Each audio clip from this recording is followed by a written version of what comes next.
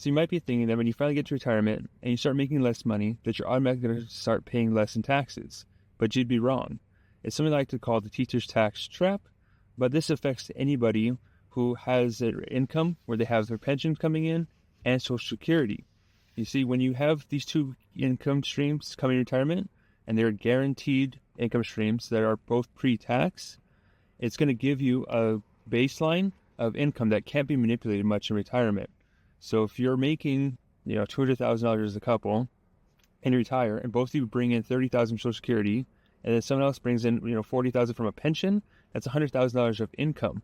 And $94,000 in 2024 is the cutoff for that 12% bracket. And then you're going to start being in the 22% bracket. So you basically went from the top end of 22% bracket down to the bottom of it, which means any additional dollar you pull from a retirement account is going to be taxed still at that 22% level. And it's important to remember that taxes are written in pencil and those numbers can change at any time. So what you have is a guaranteed income stream of $100,000, which is great, but it also means that whatever taxes in the future are for that $100,000 threshold, you're going to be stuck at that level. So if the tax code does sunset in 2026 like it's currently written, that 22% bracket now goes to 25%. So now you're paying 25% on that money. Now that's only for the dollars that are over that $94,000 threshold.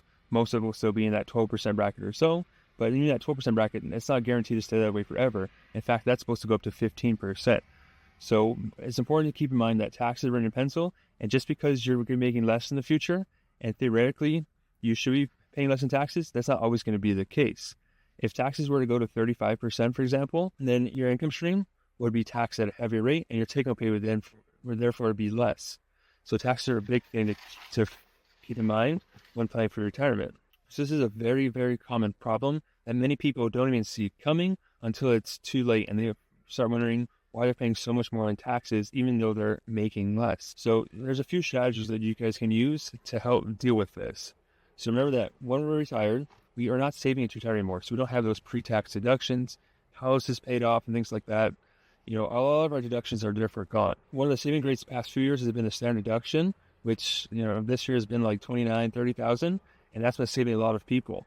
But the standard deduction can also go away or be reduced in the future. If the current tax code sunsets like how we think it will, the $30,000 standard deduction will go to $15,000 for couples filing jointly. What that means for you is that we have less money that's going to be essentially written off, and we'll have to pay more taxes on that money. So as far as strategies that go to reduce your income, those really aren't going to exist anymore.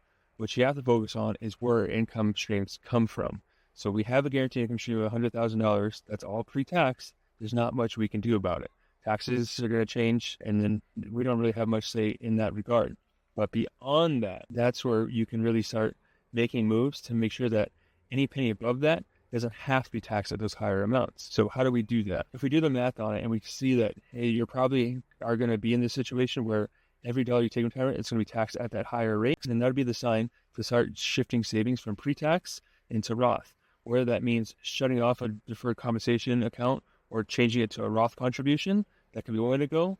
Or if you're eligible, you start doing Roth conversions now. So Roth conversion, you're taking money you've already saved on a pre-tax basis. You got the tax credit for it, and you're moving it to Roth. Yes, you have to pay the taxes on it up front from that conversion, and yes, it's going to increase your income. But if we do the math in the future on it, most times, if you're stuck in the teacher's tax trap, and if taxes were higher in the future, that's going to allow you to pull money out of that Roth account and pay zero in taxes. You essentially said you're going to pay it at this current, 22, 24% rate, and you don't want to pay it in the future when we think it might be higher. So Roth conversions are probably the easiest strategy to start implementing in your plan. Now, remember that Plan 3 does not have Roth conversions available until you separate service. That's the only time we can do it. So if all your money is locked up in Plan 3, there's not much that we can really do.